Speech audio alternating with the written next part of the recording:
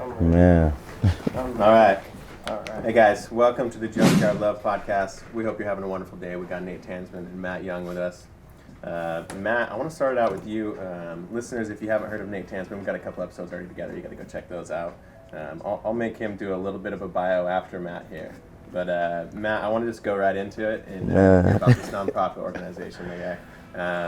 You work with at-risk youth, Vancouver Elite Outreach. Tell me about this. Oh, man. So before I even talk about the mission and what we do, I guess I got to give a drop back. And the drop back before anything is being gifted but fatherless. Okay. And so I was a kid that was born in the inner city lifestyle. And with that, I think a lot of people it's like a person looking outside in, but they may not understand exactly what goes down in that, I guess, that development with the mindset. And so there's a lot of gifted people in there, but they cannot dream outside their block. Mm-hmm. And I think if you don't have exposure, then you can't change your experience. And as much as it's easier said than done, get out, you have a gift, and make better.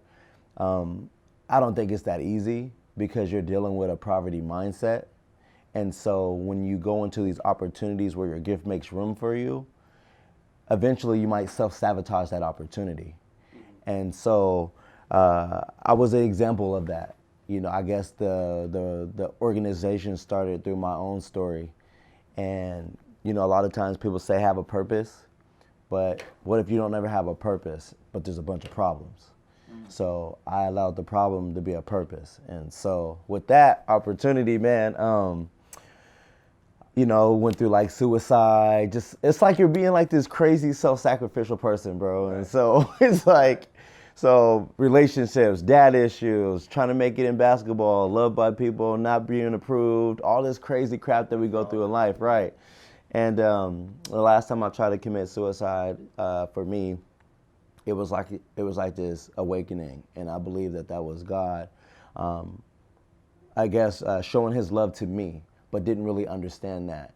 And it wasn't in a way where it was like, you got to go to a church to feel this presence. I was in a room with my daughter at the time, and, you know, when you go through life, you develop traits. So the habits for me, it was like, you know, at the time when my dad popped in, I knew he was abusive. And I think that stuff jumps, you know, and what you're exposed to. And so that's kind of like how it was for me. And so this presence, when I was in the room, you know, my daughter at the time just, you know, was tripping. And I feel like when you're on edge with your emotions, man, anything can set you off. So instead of me tripping about that, it was like I had this cry. And this cry was like this freedom cry. And all I can remember is me laughing. Like, it sounds crazy, like, you know, I'm supposed to be throwing stuff, who probably spanked her, but no, I laughed. And the next day, it was like this feeling I had, like just everything's gonna be okay. And then the next day, I got kicked out of this place that I was going house to house in. And my buddy at the time, you know, I always say he's my angel. He like came out of nowhere, no phone calls, no nothing. And he was like, bro, you good? And I was like, yeah, let's just go take my daughter somewhere. And he took me to a church and was bold. But the same feeling that I felt in that room was the same feeling that I felt when I was in that church. And it was like this sense of peace, and all the stuff that we try to carry that is like unseen was just gone. Like, it's like, what's depression? You know, like you can't feel it or whatever, but then you act it. You act it in a way. Or what's love? You can't see it, but you manifest this thing. It's like a spirit, but it's like oxygen to me. You know, you can't see it, but I guarantee you, if you go to the moon, it's like if you can't go to the moon without oxygen, you know? You need this thing to live type thing. And so that was like my interpretation of God, you know? Okay. Like, man. Did you have a relationship to God before this? No. So I was like I was like an atheist, bro. Didn't even know what atheist is, because when you're in these poverty areas, your vocabulary game ain't really that fire, you know? Yeah. And so you just like, right, it is what it is. Yeah. And so, and I think that's where the communication gap with everything is off, because when you go in different areas, the vocabulary is amazing, and you use words and different things that just kind of articulate a story, right? Yeah. And so if you don't got a vocabulary game, you just kind of use certain things that you're trying to express or tell somebody in your own you know, by and that's a good question. I felt like where it really shifts for me is really understanding how to love yourself. Okay. And I think what we do is everything we do is for love, to love, and to me, God is love, right? So you, I can see it because you're talking about how family, you're wanting to love them so much that Right. you don't want to outshine them, Right. or you don't want to make anybody look bad, Right. because you're loving somebody else, Right. more than yourself, Right. Or even Okay. vice versa, it could be like, I'm not receiving this love, so I'm going to do these certain things to get love. And okay. and so for me, it was like, yo, if I can make it in basketball or any type of sport, because it was like, you know, football, track, baseball, basketball. So out of all these different sports I tapped in, basketball was like the one where it was like, you're not going to quit.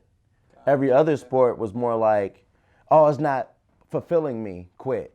And then you get this attention, but you create these bad habits. So do you think that the sports gave you a sense of trying to, like, getting that, like, you know, so where does sports tie into outgrowing the mindset? You know what I'm saying? Where does sports tie in with kind of just finding your true potential? You know what I mean? Because I feel like we're all...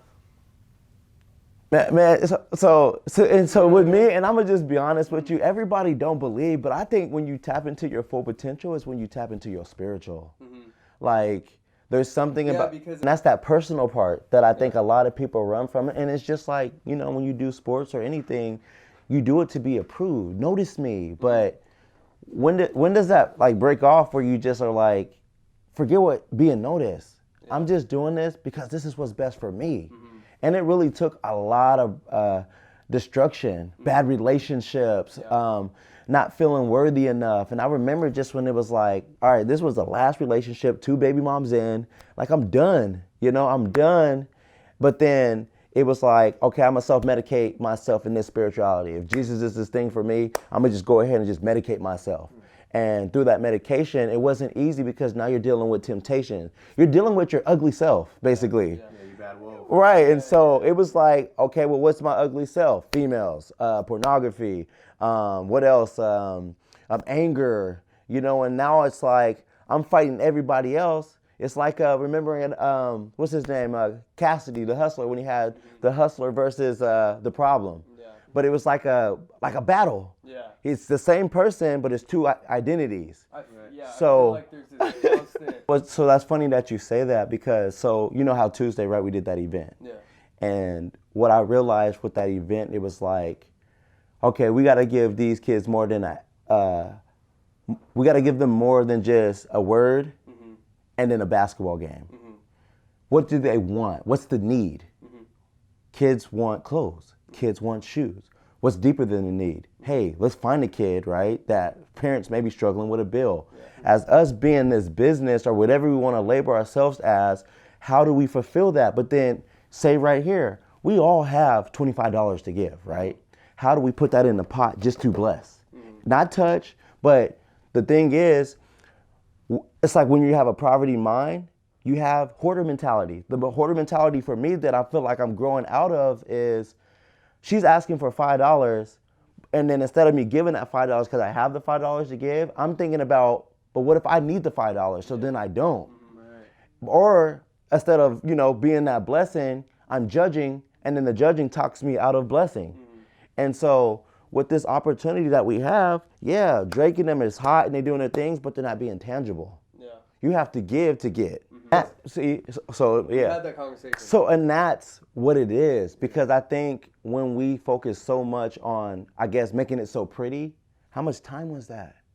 So if I could just pump out and be consistent just with what I'm doing, man, I might spark up somebody that actually knows how to do it in 10 seconds, you know? Yeah. But your gift will make room for you. And so instead of us just worrying about, this sounds good. No, I'm just gonna produce and keep going because it's just like when we watch film, the movies, different artists, they're consistent. They don't even have to be good nowadays. But if you're just consistent and you can do what people can't do, they're gonna gravitate. So in this thing that we're doing, you know, especially just with our YouTube channel, Speaking from the Heart, it's an opportunity for us to just speak that real and be true. But then how do you, like you're saying, well, how do we make more? Well, look, they about to shut down, I heard on Monday. that doesn't mean that we stop Tuesday. You know, we just got to continue to go and make, like you said, servitude. That just reminds me of this verse. But he said Jesus didn't come to be served, but to serve and give his life away as a ransom for many. I'm willing, if this is the end of the world, I'm willing to give my life away as a ransom. Not be in the house cooped up in fear and then die. Right. I'm going to be out there on the forefront and then die in faith. Yeah, bro. Like Titanic. But let me say this, though. So to me, you know how like when we had all this stuff going on, you got the pandemic, you got race wars, right? A lot of people are talking about systematic racism. I was talking to the buddy and I said, people got to understand that systematic slavery is alive. And a lot of us don't understand that. We're free slaves. Come on. We're free but slaves. It's kind of like, I'll let you go so far, but once you go in this invisible fence and you go past, I got to go back. But what is that? It could be shoes. It could be, it's your vices. Right. To the life they sold to us. Exactly. That's what I'm saying. It's that psychological. Or stole from us. You feel me? All right. So let's switch. Let's switch. Perfect time for pause. That was perfect. Okay, I just got. I know. I got to see where I'm at too. Bro, I got too excited. I didn't get the first like 1 minute, but I'm gonna take it from here. There